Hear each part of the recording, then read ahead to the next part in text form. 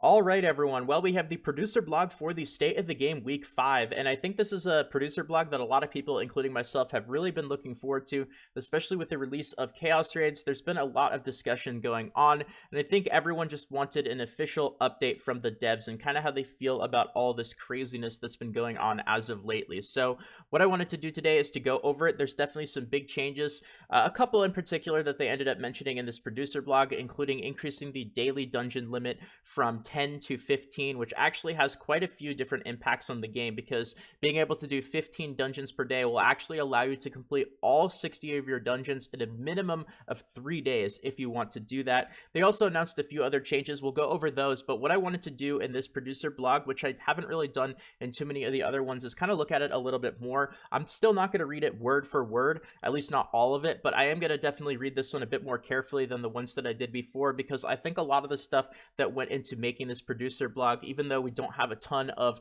official updates, there's a lot of philosophy behind the actual creators of the game and how they feel about this that's going to be really important with later producer blogs and later updates in the game. So with that being said, let's get into it. And here we go. Dear Maplers, this week's blog covers a very important aspect of the Chaos Rising update. The team here and the dev studio were generally surprised at how the Chaos Rising update has impacted the general sentiment in the game. We've been reviewing your feedback and all of the differing opinions and are exploring a few changes. Before we go into the changes, we would like to clarify the design philosophy behind Chaos Raids. Chaos Raids are supposed to be high skill end game content for Maplestory 2 with strict time limits that calls for much better execution compared to the current hard adventure dungeons. What we have learned is that many players were expecting another tier of dungeons which could be reliably cleared with players that met the gear score requirements, similar to hard adventure dungeons. Because of this initial view, and because the gear score requirements were set at a level where a team of highly skilled adventurers or highly skilled players could theoretically complete the raids, we saw many players disappointed that they might need to return to hard adventure dungeon runs and not be able to enjoy the new content yet. And also that the high skill requirements have created an impression that plus 13, plus 14, or even higher enchantments are necessary for raids, putting even more pressure on players. Also, the end of the Dungeon Delight events has caused progression to feel even slower, and that getting plus 13 or higher takes too long. We've been reviewing many different channels to collect feedback, identifying issues that you are experiencing, and discussing potential improvements. We've learned a lot from your feedback, not only for the Chaos Raid design, but also related to other aspects of the current progression system. Please see below for some noted issues we are working on improving. So this is stuff that they're probably going to announce more details of later on in the future. Like I said before, a lot of the stuff in this producer blog isn't really updates that are ready and coming out right away. We do have some stuff that is going to be coming out with this weekly reset, but a lot of it is just kind of a look into how the game developers and how they are actually taking a look at the situation and working on it in the future. So number one, the gap between hard adventure dungeons and Chaos Raids feels too large due to high skill requirements. Number two, Chaos Raids feel almost impossible at the current gear score requirements. Number three, with the current endgame structure, there aren't enough things to do to progress, and players are not feeling a sense of progression after daily dungeon runs. Number four, due to a focus on optimized progression, the Fire Dragon is the only dungeon players want to play, which makes progression feel even more repetitive. And number five, players need more things to do besides dungeon runs, and a lot of content in the game feels underused. We do see many complaints regarding RNG, but we think the core issue may be that players are not seeing enough return on investment, ROI, and we will be addressing this feedback in relation to the end game structure. We are also working on solutions, but there will be some detailed info coming soon, and we are planning to make improvements with the upcoming update during December. For now, we'd like to discuss a few high-level directions. What we discuss here is not final and still a work in progress, but we wanted to share and gather feedback on the general direction. So they're definitely going to be releasing more stuff in the December update, which is actually pretty crazy. I mean, the game hasn't really been out for very long. It's just been a little over a month now. In fact, we crossed the official 1 month date since the full release of free-to-play Maplestory 2, and we have had a lot of communication with the actual community team and the developers of the game. I think a lot of people take that for granted that in a lot of other games and a lot of other MMO launches, this kind of communication in just 1 month is absolutely unheard of. So just want to take a second of appreciation to thank not only the devs but also the community team for just the amount of communication that they've had with people when it comes to all sorts of stuff.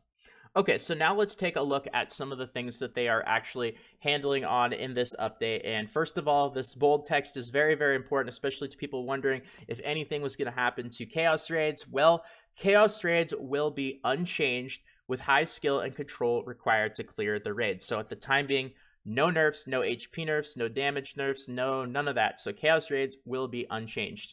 Also, even after the change, the raids will continue to reward the best items. A little bit confused about that. After the change, they said they will be unchanged, but then after the change, that's something I was a little bit confused about when I first read it. That being said, we are trying to find a solution which can fill the gap between Chaos Raids and hard adventure dungeons so that players who are trying to seek more content to enjoy with different rewards than hard adventure dungeons can experience more intriguing and challenging content with other players. Now, that's an important point. They mentioned that a little bit more in the next paragraph or so, because I think that's actually really, really important, is with the release of Chaos Raids, and this is something, I'm not sure if I talked about it in my last video, or not my last video, but the video where I talked about, or the video titled, Are Chaos Raids Too Hard? I talked about how I think a lot of people were very surprised because the difficulty jump from normal mode to hard mode dungeons, it's there. There's definitely a difficulty jump, but then when you take a look at the difficulty jump from hard mode to Chaos Raids, it's way bigger than the difficulty jump from normal mode to hard mode dungeons. And I think that just overall caught players very, very off guard. Okay, so here's the stuff that is going to be coming up soon, and then of course, this is the one that I want to mention first because I mentioned this towards the start of the video. This week's maintenance. So players who cannot log in 5+ days a week are seeing even slower progress. As such, we'll be increasing the daily cap from 15 to 15 from 10. This will be applied with this week's maintenance and will let players run up to 30 runs a day when using the dungeon limit reset. So you can end up doing this a total of 3 days. So if you wanted to end up doing all 60 of your dungeons in 3 days, what you would do is day 1, you would do 15 dungeons.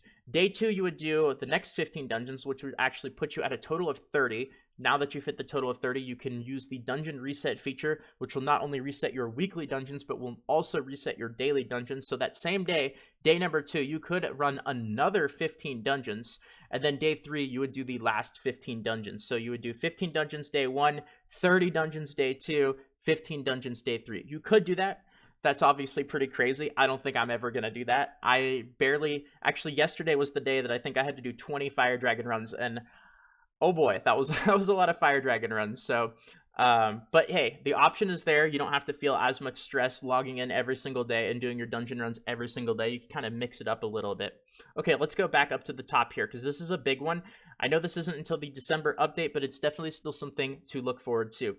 December update. With the Sky Fortress update, you will gain access to different ways to gather resources outside of dungeon runs. I want to know more information about this. I'm really, really looking forward to that. Now, I know there's a lot of stuff related to the Korean Maplestory where you can kind of gather some information, but we've already seen a lot of big changes from the Korean Maplestory, so I guess you could kind of take a look at that as a first glance, but I wouldn't take absolutely everything from the Korean server and say that's exactly how it's going to be with our server, because that's definitely not how it's been so far. And also, we're looking into revamping hard adventure dungeons to help players more smoothly progress with an improved reward structure. I'm interested to see how they're going to do this. I'm hoping that it's not just going to be the return of double dungeon drops. I don't think that's necessarily a bad thing. I just think that there's maybe a more creative way that they can kind of do this and approach it without just doubling the dungeon drops. In fact, I ended up sending out a tweet, a little controversial, not too controversial, but I ended up sending out a tweet in a reply to Jungsu's lead tweet about this, saying that I think changes are definitely a good thing, but I just really hope that they don't end up doing something too quickly without thinking about it too much. Doing something like just simply nerfing the HP of Chaos Raids, or maybe doubling the success chance of enchantments or bringing back double dungeon loots. I think that those, obviously they're temporary fixes, but I think that if you want to extend the lifespan of the game and really keep it healthy, you have to kind of look at more creative approaches than just quick things like that, because those things do really, really well in the short term, but generally speaking, they have a pretty big impact on the health of the game long term. So definitely not against changes, though. I'm not one of those players who's like, no, leave Chaos Raids alone. They should not change. I want to keep charging people 50 million mesos a run for carries. Nope, leave them alone. Do not touch Chaos Raids. They do not need to be any easier. I was just, obviously, everybody's going to have their own little opinions here and there when it comes to this stuff, but I was just kind of urging them to maybe take a different approach than just very simple kind of fixes or changes. Okay, so until December, because we do see players struggling after the Chaos Rising update, and because those who join us with December's update will be experiencing a better, smoother progression system, we are going to take a few small actions to support players gearing up for Chaos Raids. Okay, so there's that daily dungeon cap increase. They didn't increase the weekly limit, though. It's still 30. Obviously, one character per account can reset it up to 60 total. And this is actually an interesting one. We don't know too much information about this, but obviously when we do get these login rewards, I'll talk about them a bit more in a separate video, probably. A login event starting this weekend with epic bonus Rerollers, hard adventure weapon selection boxes, exquisite armor selection boxes, absolute accessory selection boxes.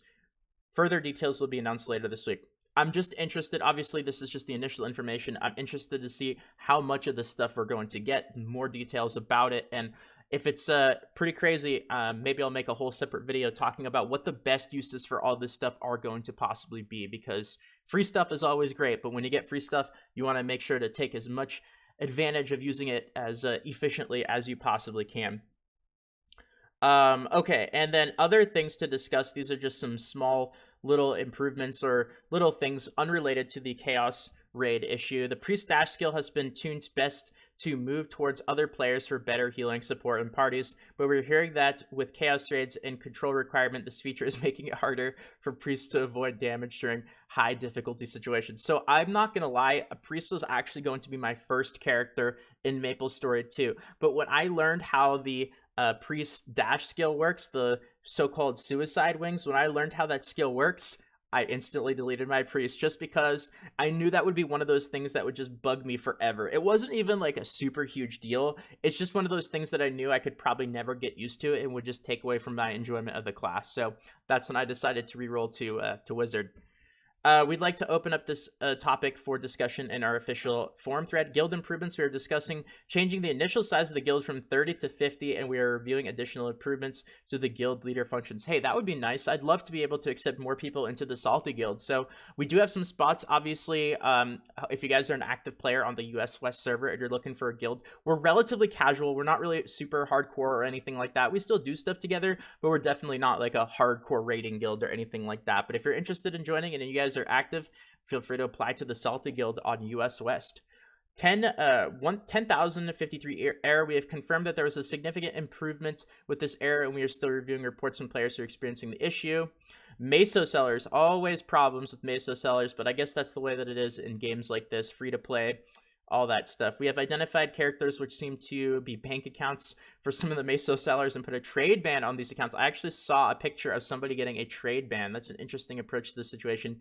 We are also continuing to ban huge numbers of bots on a daily basis. We are adding more features with every update, which, while we cannot detail them publicly, hope to increase the number of bans and identified bots. This is actually really big. The Meso sellers and bots, for a lot of people, this takes away a huge amount from the experience of the game. For I noticed this like when reading Steam reviews and stuff like that. When I look at negative reviews, surprisingly, a lot of the negative reviews are simply because of the Meso sellers and the bots, and a lot of more casual players just don't really want that a part of their game experience.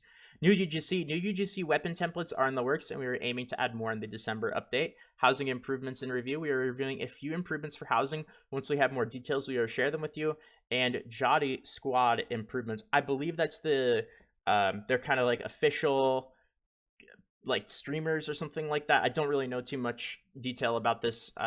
We are going to make improvements and announce criteria for, oh, they actually mentioned it, for our official content creator partner program. So there you go. If you guys make videos or you stream, apparently they're going to be opening this up to people. So don't really know too much of the details. I've never really been, I've always kind of, I guess this is a great way to end up ending the videos. I've always been a fan of not really tying myself to certain things, because I like to be able to say what's on my mind. I like to be able to say how it is. I'm just somebody playing games, having fun, just doing the usual things, pretty much just like anybody else. And I just so happen to make videos about my experiences playing the game, which so happen mostly to be informational videos. So, you know, if I play a game and over time things kind of change or my opinions on the game change, I don't really like to feel tied in order to certain obligations so that I have to end up saying something in videos that I don't truly feel. So that's one thing you guys can definitely always expect from me, is I'm just somebody who plays games for fun. I make YouTube videos for fun. This isn't my full-time job or anything like that. I just do this because I enjoy it. So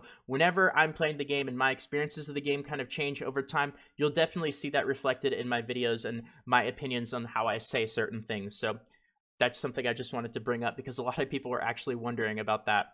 Anyway, I think that's pretty much everything in this blog post. So I know this is a bit of a longer video. Wow, this is definitely one of the longer videos on my channel. So I'm going to wrap it up here. Hopefully this helped out. Hopefully you guys enjoyed the producer blog. And if you guys have any questions, or if you just want to share your opinions on what you guys feel about this, feel free to let me know in the comments section, or you guys can join the Discord server and talk there. It's been very active. I think we're at about 2,000 people, or you guys can let me know on Twitter as well. Same thing, pretty close to 2,000 followers on Twitter, so thank you guys. With that all being said, if you guys enjoyed this video, feel free to leave a like. If you guys want more videos like this in the future, consider subscribing. And of course, don't forget the November giveaway. We are halfway through the month of November, pretty much, so halfway to go. If you guys are interested in the $50 Nexon NX or $50 Steam gift card, link is in the description. Plenty of ways to enter, but the two easiest of which is to be a subscriber to the channel for 2 tickets and leave a like on the video for a bonus ticket. So those of you entering that, good luck, everybody. Thanks again, guys. Have a great day. Of course, if you guys missed out a few videos on the channel, they should be popping up on the screen. Feel free to check them out. But if not, until next time, this is Salt of the Salty Guild, signing out.